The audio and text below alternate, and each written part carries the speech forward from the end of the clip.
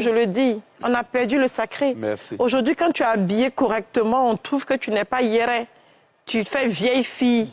Il faut mettre les seins dehors, les cuisses dehors. Mais un homme, c'est vrai. Vous allez voir, tous les hommes qui aiment se balader avec les filles dénudées, là, leurs femmes se couvrent à la maison. Ils n'emmènent pas ce genre de femmes à la maison. Quand ils osent passer le pas. Parce que la femme, c'est quelque chose, c'est précieux. L'homme aime avoir sa femme pour lui seul. Un homme peut tout pardonner à une femme. Une femme même peut aller jusqu'à se bagarrer avec la maman d'un homme. Il va trouver des excuses à son épouse. Non, maman, tu sais, elle était dans sa mauvaise période, elle avait ses hormones. Mais je ne sais pas s'il y a des hommes qui pardonnent l'infidélité.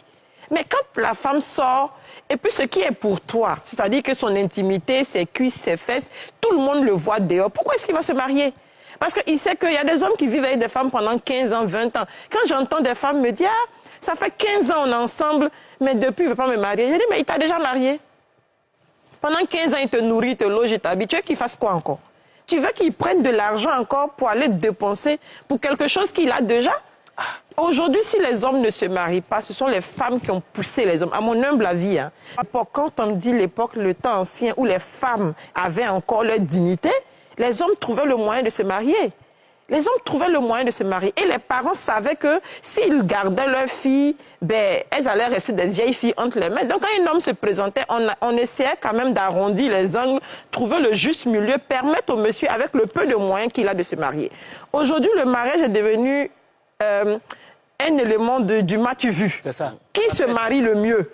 C'est-à-dire que comment on peut aller mettre... Je n'ai jamais compris pourquoi on pouvait mettre des milliers, des centaines de milliers de francs dans une robe qu'on va porter une seule fois. Et bizarrement, on laisse toutes les charges à l'homme.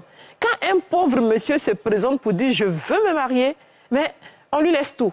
Comment on peut mettre dans une facture de mariage la griotte et puis travaillement 2 millions? Et vous voulez que les hommes se marient comment? Quand tu finis de te marier à hauteur de millions, maintenant, après, la fille, elle mange quoi? Parce que le mariage l'a mis sur un certain piédestal. C'est ça. N'est-ce pas? Ses amis sont venus, ils ont vu un certain piédestal. Mais quand elle rentre chez toi, elle ne va pas accepter d'aller dormir à bobo d'entrer coucher. Parce que ses amis vont venir la visiter. Vous voyez, le regard de l'autre aujourd'hui nous a emmenés vers la perdition. On perd l'essentiel, on perd la consistance même du mariage. C'est la raison pour laquelle il y a beaucoup de divorces. Il y a peu de mariages et beaucoup de divorces. Parce qu'on ne fait pas la part des choses. Et à 80%, la faute vient des femmes. Même si ce n'est pas les femmes à marier, les mamans des femmes à marier, nous sommes responsables. Et tant qu'on ne va pas reconnaître notre part d'erreur, on ne peut pas en vouloir aux hommes. Un homme, quand il vient chez lui, il veut trouver la nourriture pour manger. Aujourd'hui, un homme célibataire, il embauche une nounou, il a sa nourriture bien faite. Un homme, il veut avoir de l'intimité. Parce qu'un homme, il a de l'énergie en lui, il faut qu'il fasse sortir l'énergie avec l'acte sexuel. Mais aujourd'hui, là, on a les femmes à gogo, comme on dit. Un homme peut inviter 2 jeunes filles dans son lit, ça gêne ni l'un ni l'autre.